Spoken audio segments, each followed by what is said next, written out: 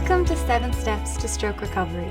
Hello, my name is Yvonne Sinden, and I'm a speech-language pathologist.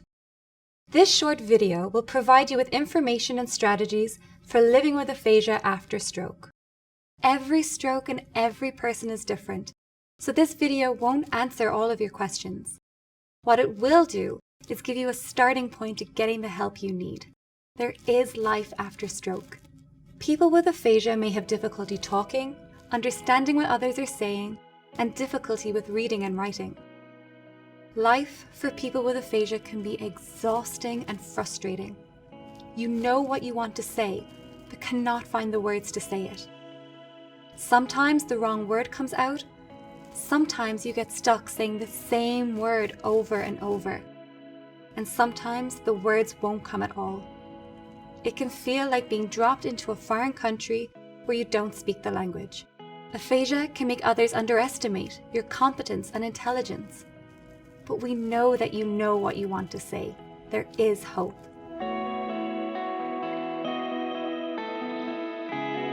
Activities like using the phone or ordering food at a restaurant can suddenly become challenging.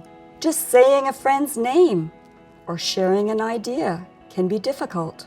Living with aphasia can be very isolating, leading to changes in confidence and self-esteem. I woke up in hospital, 4 days unconscious, and physically no problem, but I couldn't talk. I could not talk, period. I can almost talk it into it, sort of around it sort of thing, to get there. There's, just a minute, a laundromat machine in the kitchen, a dishwasher. Good to do that, dishwasher. See, a little bit longer, but a dishwasher. I understand what I am saying and thinking, but when I try to express those thoughts, that's when things become very difficult and sometimes even stressful. I have a built-in forgetter. My mind is like a Home Depot store. Everything's in there. I just can't find it. She couldn't speak at all. Main words that she said was do, do, do. That could have meant pass the butter. I don't know. She knew what she was saying, nobody else did. So it was really confusing. You know, you have to start, number one. You have to be able to, if you're gonna, the job you're gonna do is a tough job. You have to learn a little bit about what you're gonna do before you jump into it. Relearning my speech was the most important for me. I was also an MC. Then when I couldn't speak properly, I was really upset. And then I finally started making the teachers from aphasia, and they said the more I relax and smile, the more I will learn. And the more I learn, the more I could get my voice back. Aphasia also impacts the family and friends of stroke survivors. A person with aphasia and their family may be dealing with difficult emotions, like grief and loss for a way of life that was, or anger and frustration in dealing with unexpected change. Family members and friends may need to do many tasks that the person with aphasia once did.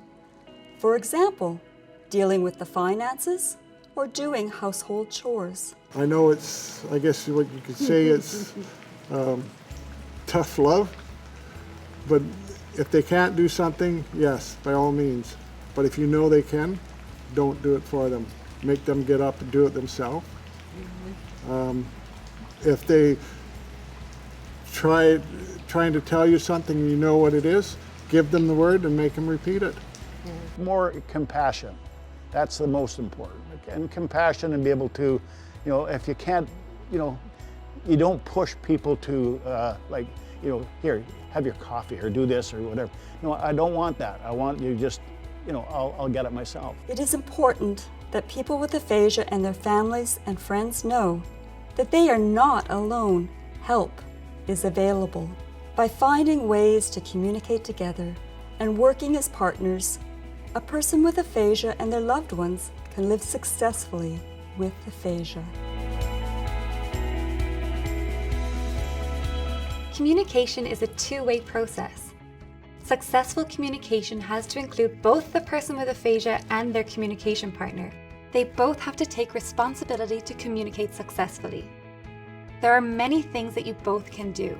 Use anything that helps with communication, remembering that people with aphasia may need help getting messages both in and out. Have pen and paper available at all times. When writing, use keywords. Introduce the topics. It often helps to write them down. Draw pictures or diagrams. Point to photos, objects, maps, and calendars. Use tone of voice and facial expression to help communicate. Use gesture. Ask questions with simple yes/no answers. Recap to check that everyone got the right message. Don't pretend that you understand. Try to relax and be natural.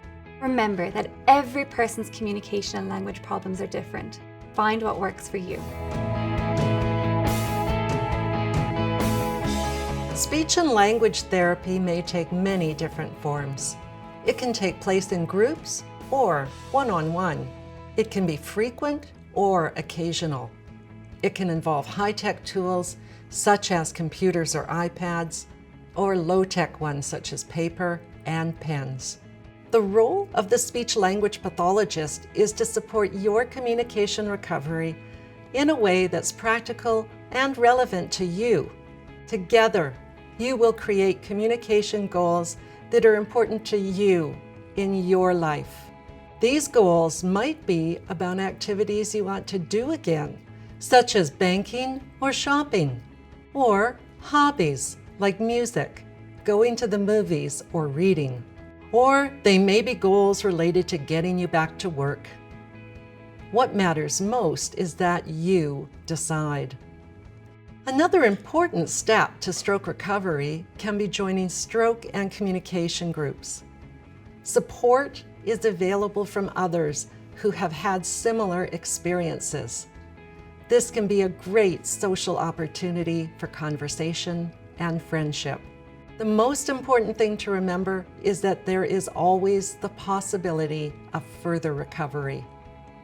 Change can continue to occur years down the road.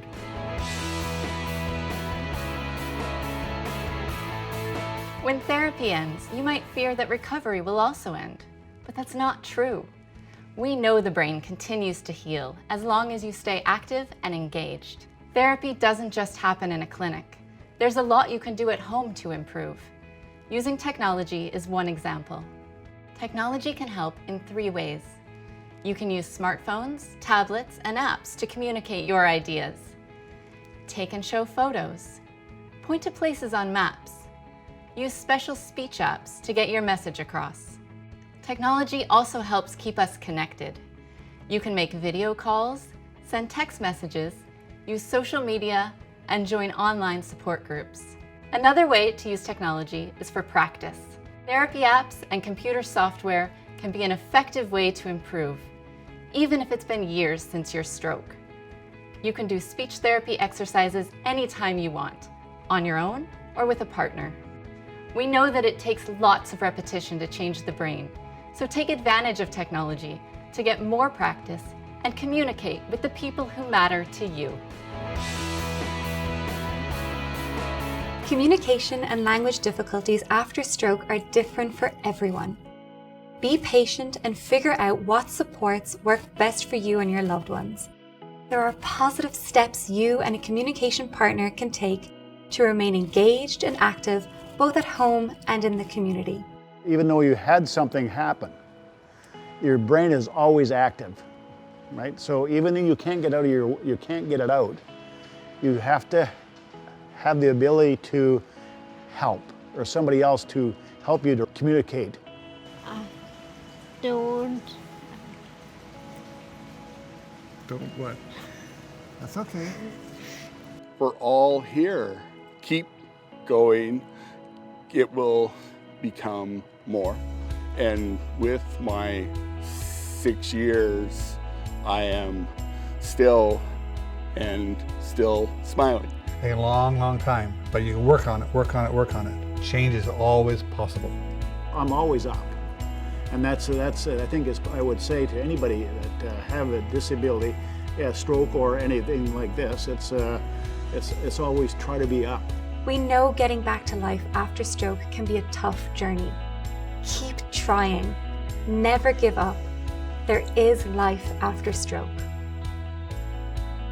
A list of resources is available on the SRABC website.